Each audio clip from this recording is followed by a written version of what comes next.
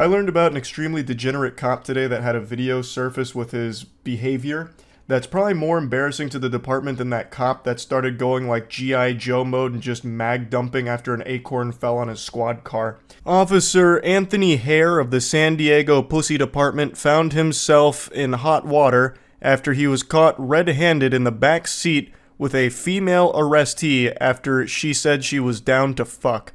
So, one can infer from the context here that they weren't back there playing any Magic the Gathering. They weren't having themselves a commander night. There was sin and semen that contaminated the vehicle. He laid down more than justice that night.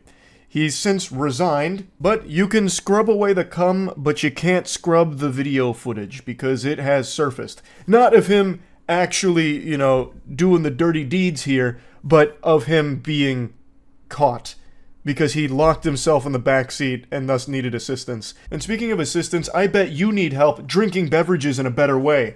That's what this Moist Gamer Supps Waifu Collab Cup is all about. It's still available for about one more week, so go ahead and get this puppy right now. It's the finest goblet you'll ever drink out of. I'll put a link to it in the description. But anyway, let me go ahead and show you the video here as we go over the more particular elements of the case. So there was an officer in San Diego. Here, I'll just play the video. You don't even need to read the breakdown. I'll just show you the video real quick. Oh,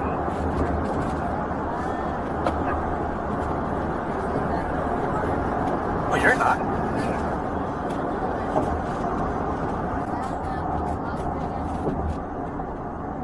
Don't say that right now.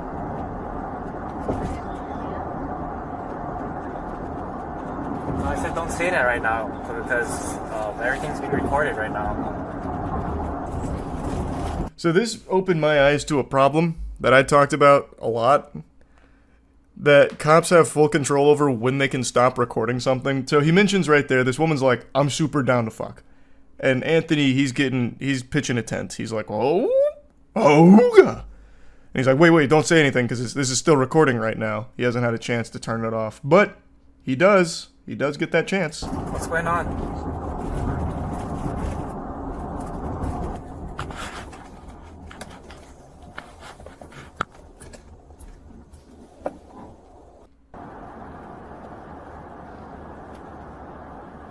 So then he takes her down here, and then they slam ham, and he gets locked in the back seat of the car. So he pulls over here. He and this woman, they do the hanky-panky in the back seat of the police cruiser, and Goober's stuck. So then another officer gets to the scene to free him.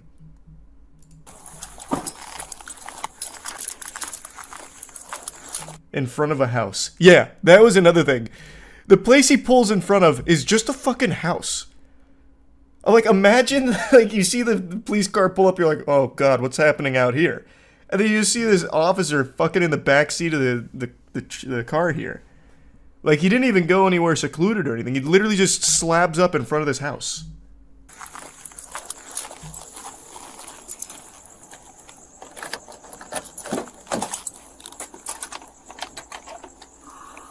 I also just learned a little, I guess a little hack here for police cars. You can open the back door with that. That's a little trick.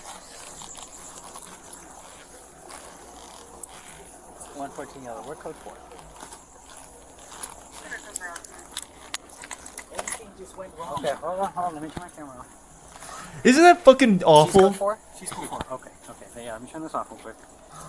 Wait, before you confess to all of the awful shit you just did right here, let me turn off my camera. So that way there's no evidence. You turned off your camera, right?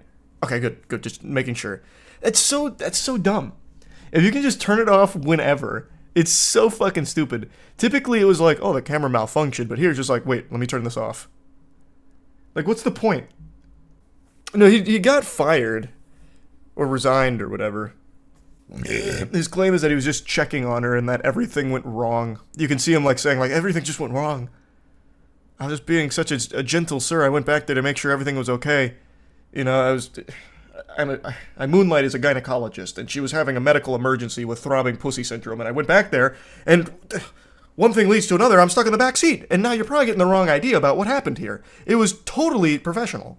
The seaman was there earlier from a different suspect. You should have seen this fucking maniac. This degenerate was jerking off in the back seat and fucking blowing loads all over the place. It's not my seaman. And if you can trace it to me, it's because it's because he got some of my hair. He got some of my DNA. Oh, he was looking for contraband.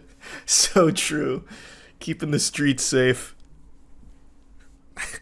I was back there purely to make sure there were no drugs. She obviously planted the evidence on his belt.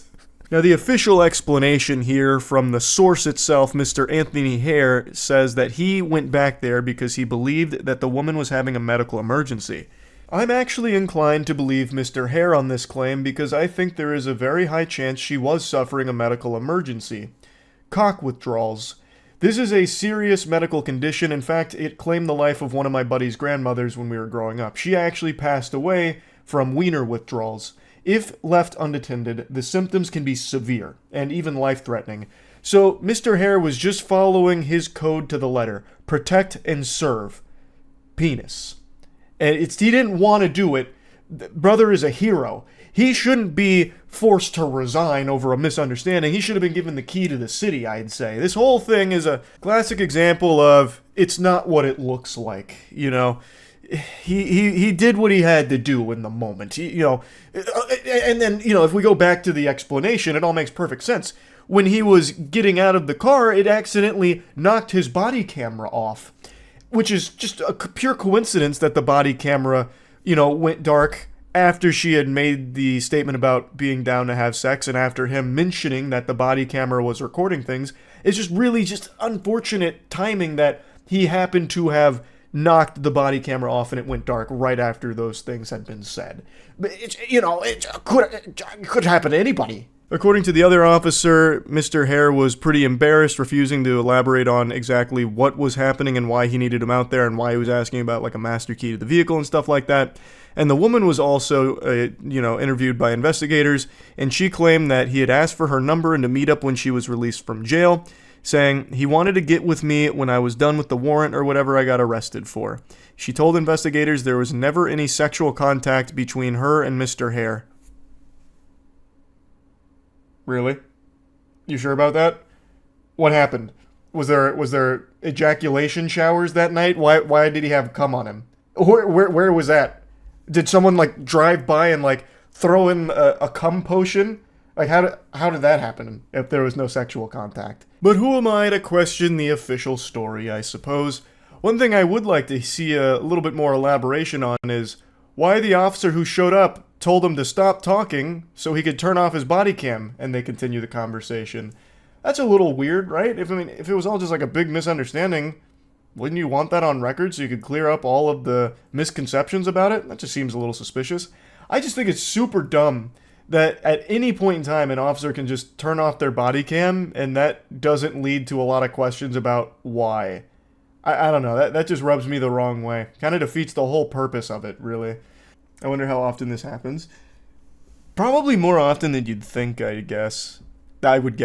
You remember, I actually made a video on this one a year ago. There was a cop who slabbed up in front of a school, I think it was a high school, and had a woman come into his police cruiser so they could fucking clap cheeks, so that way they could steam ham together in the back seat of his police cruiser in front of the school, and then he would kick her out.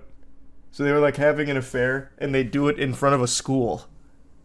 So it probably happens a lot. In general, is it illegal to have sex in a car? That's a really good question. I'm gonna Google it. Because I think it would count as public indecency or something, right? Wouldn't it, if you got caught?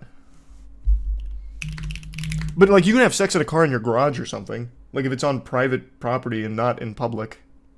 I think you just have to be out of view of the public.